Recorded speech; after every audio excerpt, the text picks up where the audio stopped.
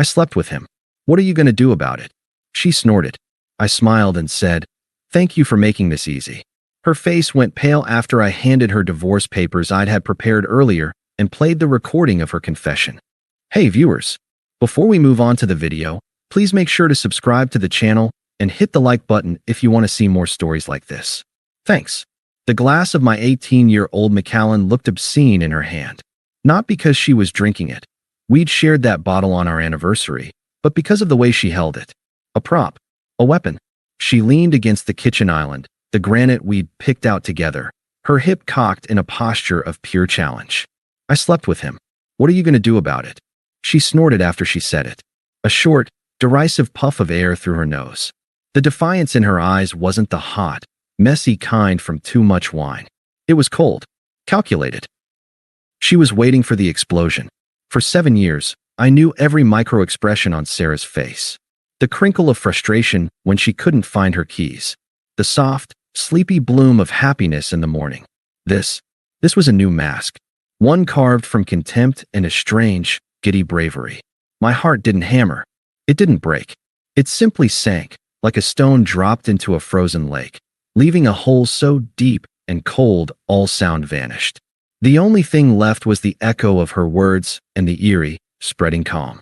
"I see," I said, my voice disturbingly even to my own ears.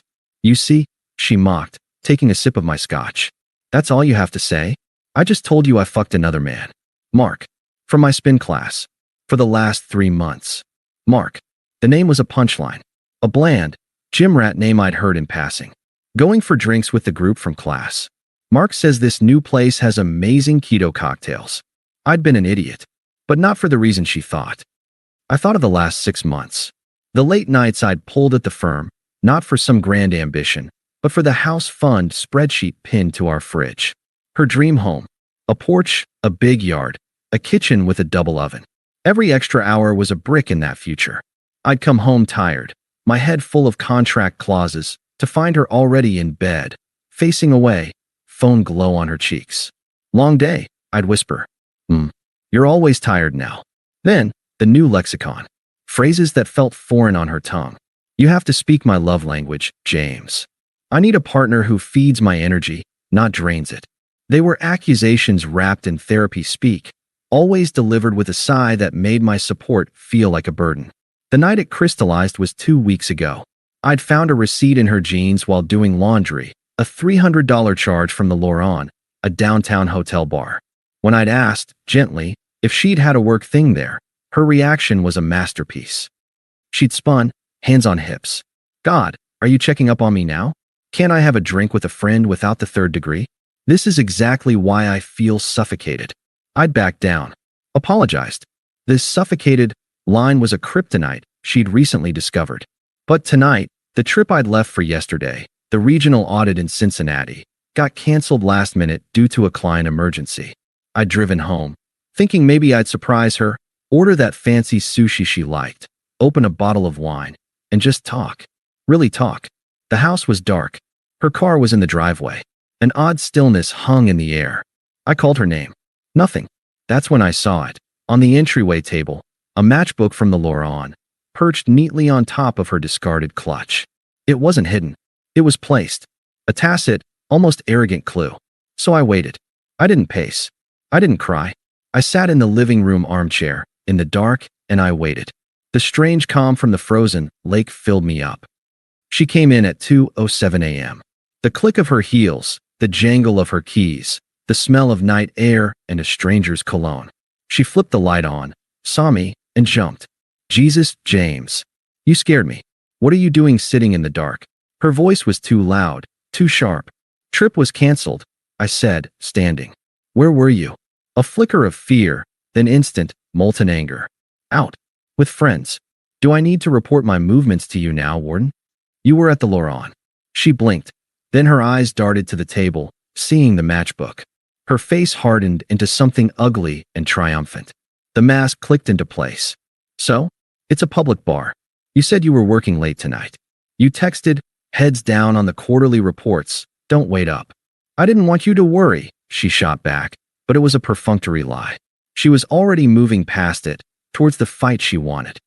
She strode to the kitchen, poured 2 fingers of my best scotch, a statement, and turned to face me. What do you want me to say, James? That I needed to be somewhere I wasn't being micromanaged?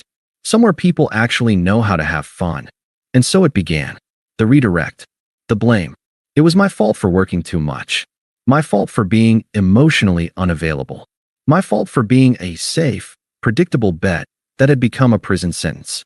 Each barb was designed to wound, to provoke the reaction that would justify her next move. I let her talk. I absorbed it. The calm inside me grew colder, clearer. Finally, I asked the simple, direct question. The one she'd been dancing around. Sarah, are you seeing someone else? She slammed the glass down. You want the truth? The raw, unfiltered truth you're always begging for? Fine. Mark is everything you're not. He's spontaneous. He's exciting. He sees me. He wants me. You just maintain me. Like a fucking project on your to-do list. A house plant you water out of obligation. The words were meant to eviscerate. And they did. But they also cut through the last of the fog. This wasn't a stumble. This was a choice. A demolition. I looked at her, this stranger in my wife's skin, her chest heaving with manufactured passion. Are you saying you're having an affair? I asked, my voice flat. A clinical question. That's when the snort came. The eye roll.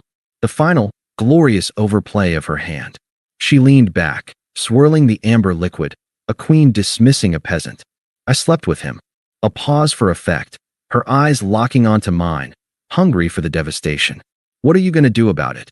The silence stretched. She leaned forward, expecting tears, shouts, maybe begging. The script called for it. I felt it then, not anger, not sorrow. A profound, almost dizzying relief. The prison door wasn't just unlocked. She'd gleefully ripped it off its hinges. My lips curved. Not a smirk. Not a grin. A small, tired, utterly genuine smile of gratitude. Thank you, I said softly. The mask on her face faltered. The triumphant glow in her eyes sputtered and died, replaced by a flicker of pure, uncomprehending confusion. The script was wrong. Her line had been delivered, but I hadn't recited mine. The infuriating betrayal was complete, and she had no idea she'd just given me the only thing I needed: incontestable, undeniable freedom. The silence after my thank you was thicker than the scotch in her glass. Sarah blinked, the confusion on her face morphing into a flicker of irritation. I hadn't followed the script. I hadn't thrown a fit, hadn't collapsed, hadn't given her the dramatic fuel she needed to paint herself as the liberated victim of a stodgy, unfeeling husband. Thank you, she repeated, the words tasting sour. What the hell is that supposed to mean? It means you've made everything perfectly clear, I said, my voice still that same, steady monotone. There's no more ambiguity. No more working on it. No more doubt. I turned and walked out of the kitchen, not with the hurried, angry stomp she expected, but with a deliberate, calm pace. I heard her heels click on the tile behind me. Where are you going? We're not done, she demanded, her bravado cracking around the edges. I didn't answer. I walked down the short hall to my office, the small second bedroom I'd used for remote work. My space. I'd spent countless hours in here, not just working, but planning, preparing, hoping I was wrong, but knowing, deep in my gut, that I needed to be ready if I was right. The sleek, black lawyer's folder was in the top drawer of my desk, right where I'd left it 3 weeks ago, after my second consultation with Diane Everson, a divorce attorney known for being a calm, surgical tactician. I picked it up. It had a satisfying, final weight. When I turned, Sarah was in the doorway, her arms crossed, but the pose looked defensive now, not defiant. What is that? She asked, her eyes glued to the folder.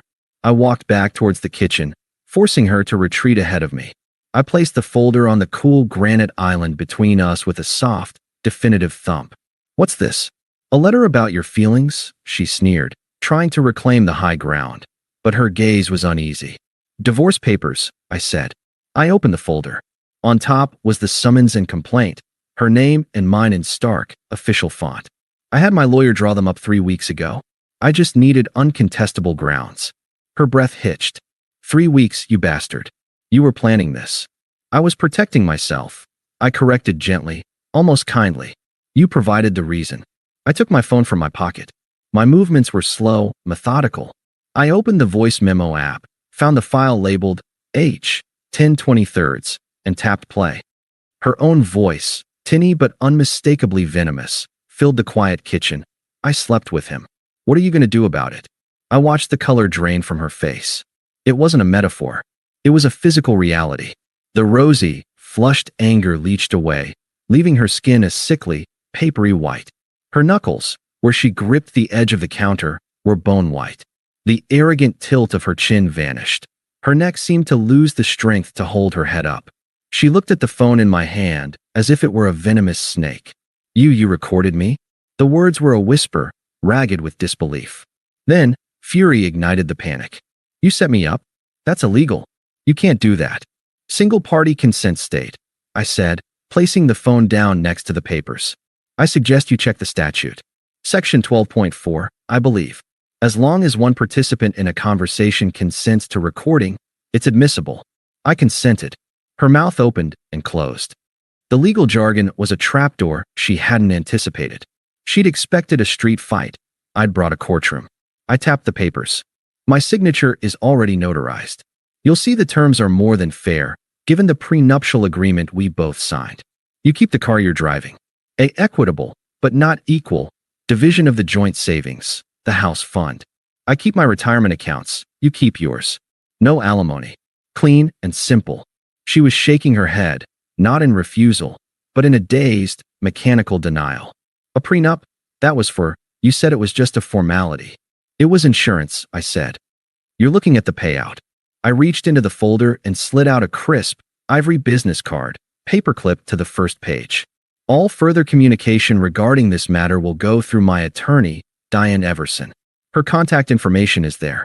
You have 30 days to retain your own counsel and respond. I'd advise you not to miss the deadline."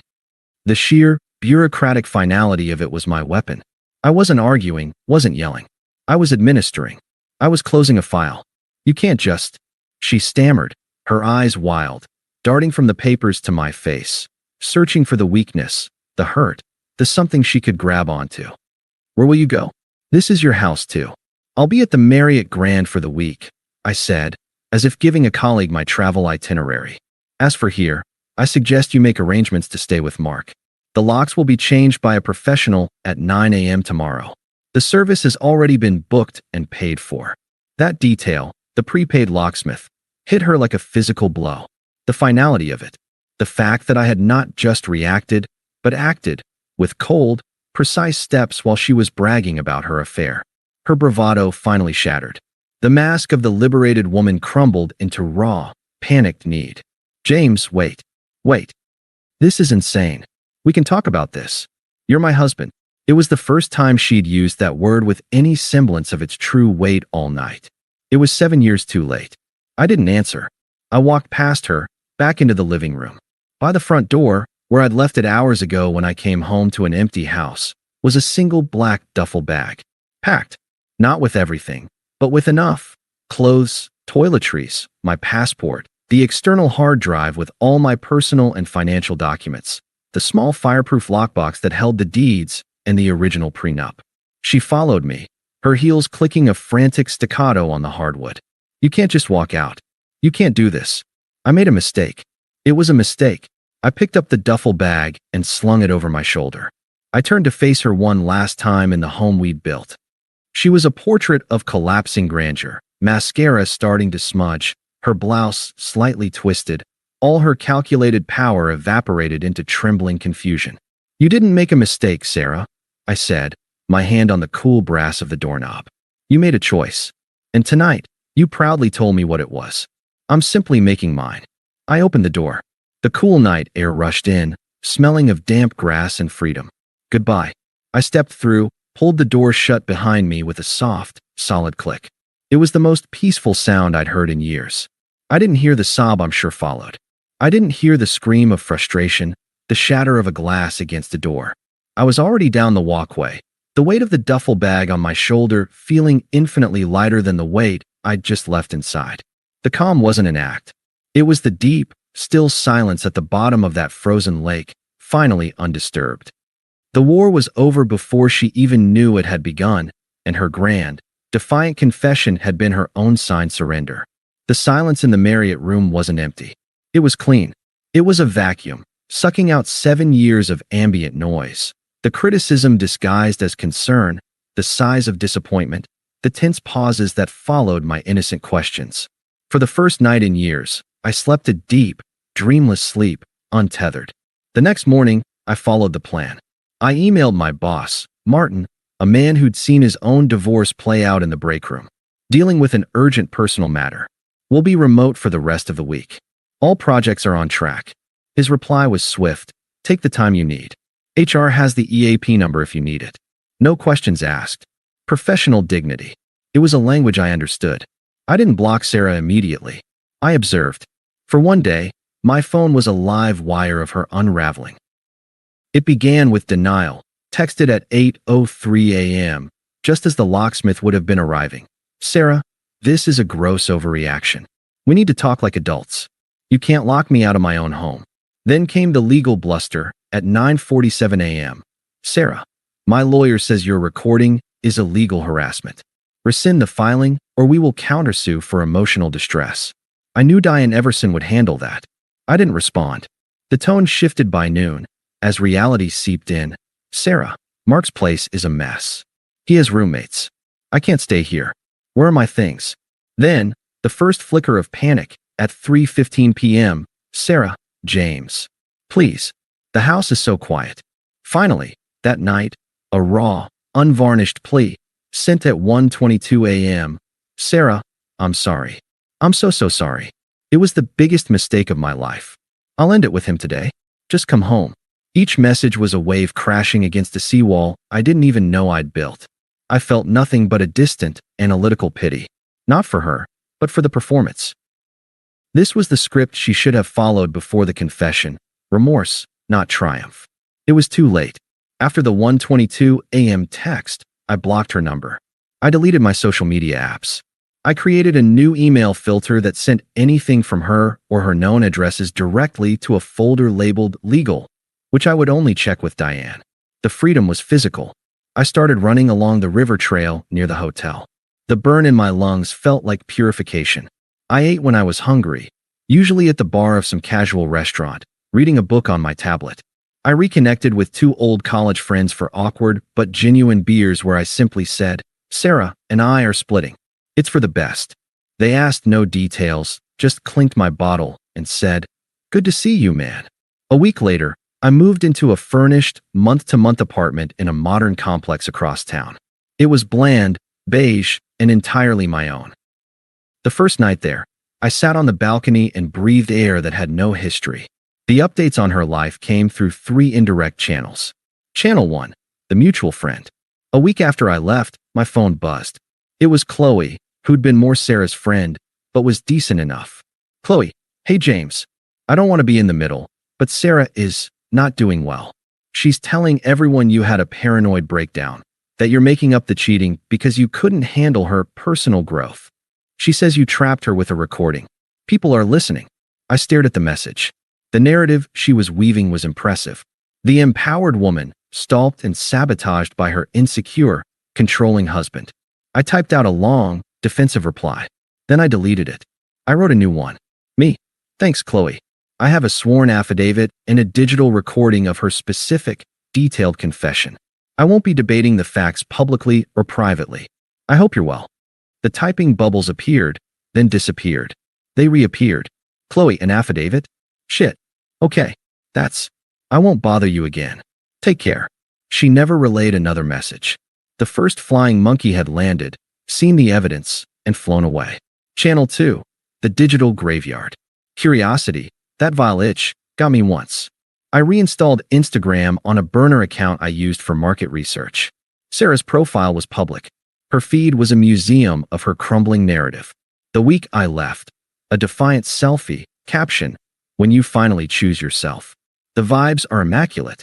Sparkles, it was at Mark's messy apartment, a red Solo cup on the counter behind her.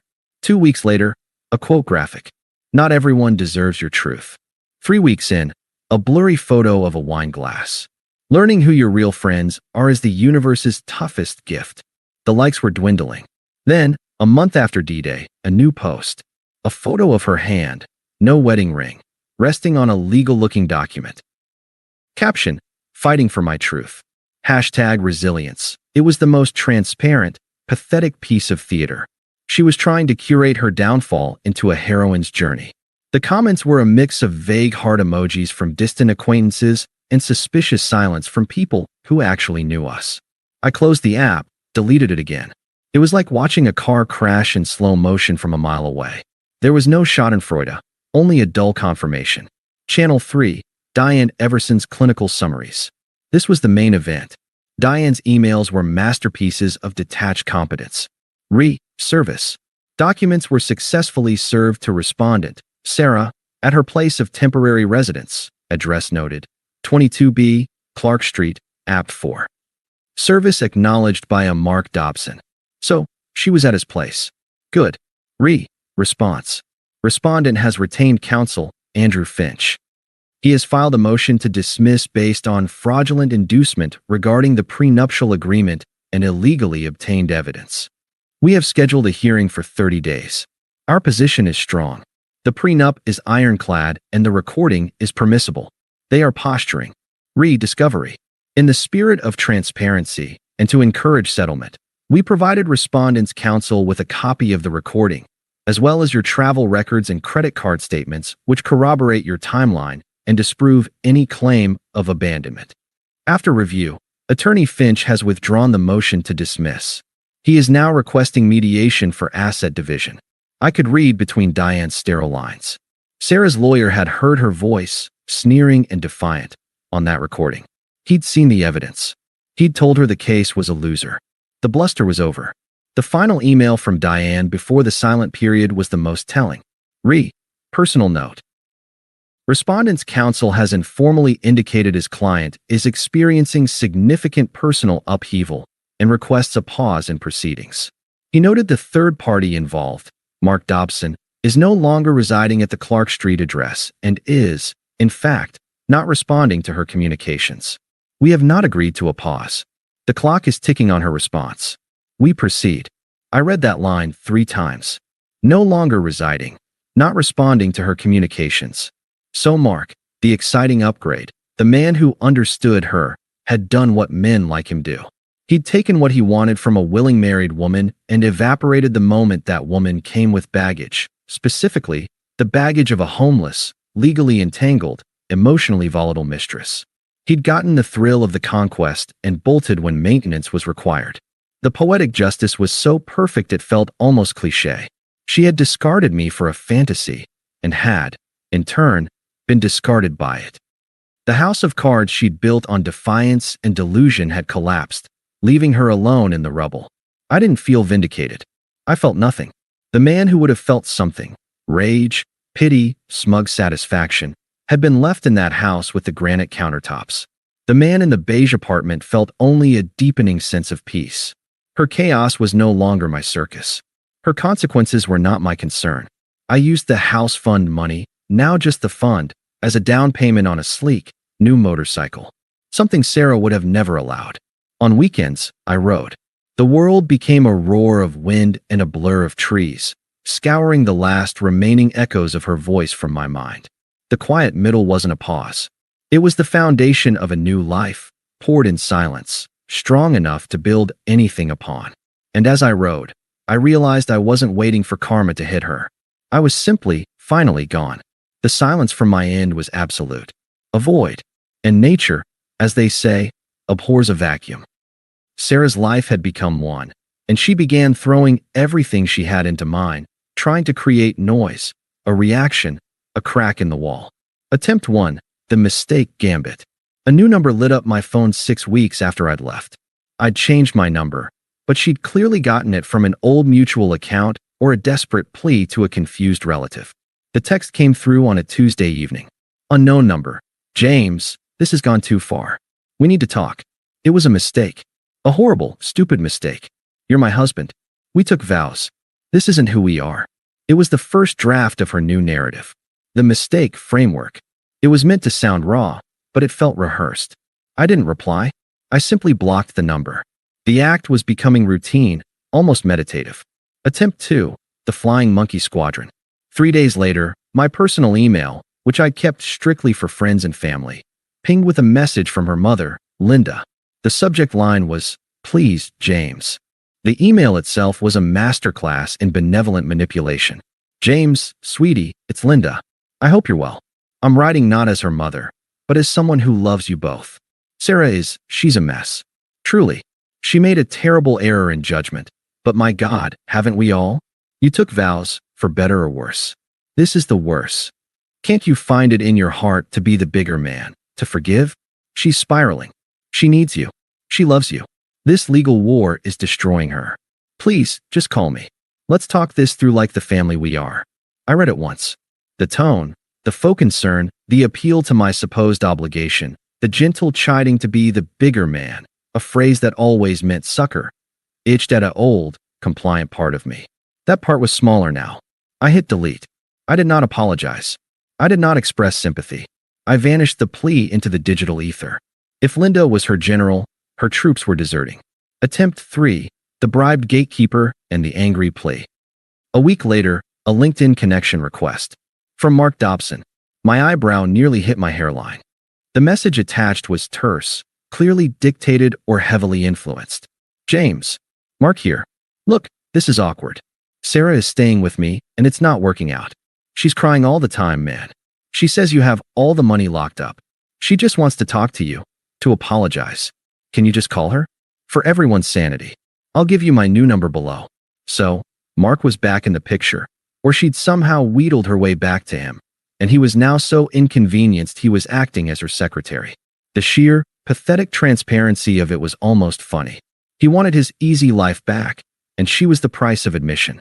I ignored the request. I didn't block him. I let the pending notification sit there, a monument to his irrelevance. Her next email to my lawyer-filtered address was pure, unfiltered fury born of panic. Subject, enough. You win, okay? You humiliated me legally and you've humiliated me with my friends. You've frozen me out financially. Are you happy now? Have you proven your point? I'm losing everything. My home, my friends, my dignity. Now can we please talk like two adults who shared a life and fix this? Or are you really that cruel? It was the sound of a gambler who'd lost her last chip, trying to blame the dealer. I forwarded it to Diane with a 2-word note. As expected. Diane's reply. The settlement conference is scheduled. Her tone will change there. Attempt 4, the ambush. 2 months to the day after I'd walked out, she found me. I'd moved into a permanent condo, a modern high-rise with a concierge and key fob access for the elevator. I'd chosen it for the silence and the security. I was returning from a long Saturday ride on the motorcycle, helmet in hand, leather jacket worn in, feeling the pleasant ache of miles in my shoulders. As I walked through the polished lobby towards the elevators, a figure uncurled itself from one of the austere lounge chairs. "James." She looked diminished. Not ill, but pared down. Her hair was pulled into a messy bun. She wore yoga pants and a hoodie, the uniform of someone who'd given up on presentation. The defiant fire was gone, replaced by a desperate, hollow exhaustion. I stopped, 5 feet between us. "Sarah, you look different," she said, her voice raspy. It was supposed to be an opening, a compliment. It just felt like an observation. "What do you want?" I asked. "I want to talk. Please. Just for 5 minutes. You won't answer my calls, my emails. My lawyer's information hasn't changed." "Damn it, James. I'm not a client. I'm your wife." Her voice cracked on the word, rising enough that the concierge, Leo, glanced over discreetly. "You stopped being my wife the moment you decided to be Mark's mistress," I said, not unkindly, just factually. "The paperwork is a formality." Tears welled in her eyes. Real ones, this time. The anger bled out, leaving pure, wretched need. I was lost. I was stupid and insecure, and he flattered me. It was a fantasy. It meant nothing. "You're my reality. You're my husband. I love you." I never stopped. It was the performance of a lifetime, and for a nanosecond, the old neural pathways lit up, the instinct to comfort, to fix. I let the impulse rise and die, unacted upon. "You have a strange way of showing love," I said. "You didn't confess to come clean. You confessed to hurt me, to prove you had power. You wanted to see me break." She shook her head violently. "No, that's not true." "It is," I said, my voice still calm. "And when I didn't break, you panicked. Now you're here not because you love me, but because the fantasy collapsed and you have nowhere else to go. Mark's gone, isn't he? She flinched as if I'd struck her. The confirmation was written in the fresh tears that spilled over. He used me. He's a liar. I know, I said. I could have told you that. But you had to learn it for yourself. She took a shaky step forward. So that's it. After 7 years? You're just a cold, heartless robot? You're just going to let me drown? You never loved me either. This was it. The final lunge. If she couldn't have salvation, she'd settle for making us both villains. She wanted a fight, a messy, emotional brawl where pain was the proof of love. I didn't give it to her. I looked at her, this woman I'd once planned a life with, and felt a vast, untroubled distance. The philosopher in me finally spoke. I did love you, Sarah. Deeply. I loved the woman I believed you were. The woman who was a partner. Who wanted that house with the double oven. I paused, letting the memory of that shared dream hang in the sterile air between us. And when you showed me, with absolute clarity, who you actually were, someone capable of cruelty, of betrayal, of trying to weaponize my love to hurt me, I believed you. I didn't argue. I didn't bargain. I accepted the truth.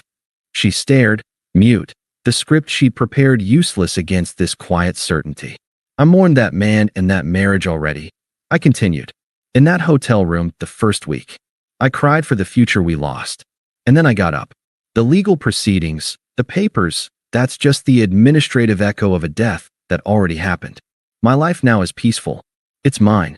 I saw the final understanding dawn in her eyes. Not that she had lost me, but that I was already gone. Long gone. She was shouting into a canyon where I no longer lived. I don't hate you, I said, and it was the most devastating thing I could have said, because it was true. I just don't think about you. Your lawyer has the final settlement offer. It's fair. Sign it, and you can start your life over, for real this time. Not as a fantasy, but as a reality. One you build yourself. I turned toward the elevators. James. It was a wail, the last gasp. I turned back, one last time. Leo the concierge was now standing, alert, ready to intervene if I signaled. Goodbye, Sarah. I walked to the elevator, my fob in hand. I didn't look back. I heard a single, choked sob, then the sound of quick footsteps retreating across the marble floor, out through the automatic doors into the indifferent city. The elevator arrived with a soft chime. I stepped in. The doors closed, sealing me in a silent, ascending box. I felt nothing but a profound, unshakable quiet. The war was not just over. The battlefield had been sold, paved over, and a new, sturdy structure now stood in its place. She was not an enemy, not a lover, not a ghost. She was a fact, a resolved item on a ledger that was now closed. Later that week, Diane emailed. Respondent has signed the settlement agreement. All terms accepted. Judgment will be entered next Friday. It's done. I was at a small, sun-drenched cafe when I read it, having coffee with Elena, a woman I'd met a few weeks prior at a bookstore. She was telling me about her upcoming photography exhibit, her hands animated, her eyes bright with passion. I listened, truly listened, and felt a simple, uncomplicated joy. My phone buzzed with Diane's email. I glanced at it, read the two decisive words, "It's done," and felt a final, invisible chain fall away, soundlessly, into the past. I looked back at Elena, who had paused, concerned by my glance at the phone. "Everything okay?" she asked. I smiled, a real, easy smile that started deep within the peace I'd built. "Everything," I said, putting the phone face down on the table, leaving the past in its proper place, "is perfect." The story was no longer about betrayal, or karma, or a cruel confession on a granite countertop. It was about the quiet after the storm, and the new day dawning, clear and full of promise. She was irrelevant, and in that irrelevance, I found my ultimate, quiet victory. Thanks for watching. Make sure to subscribe to the channel and hit the like button. What do you think about this story? Share it in the comments.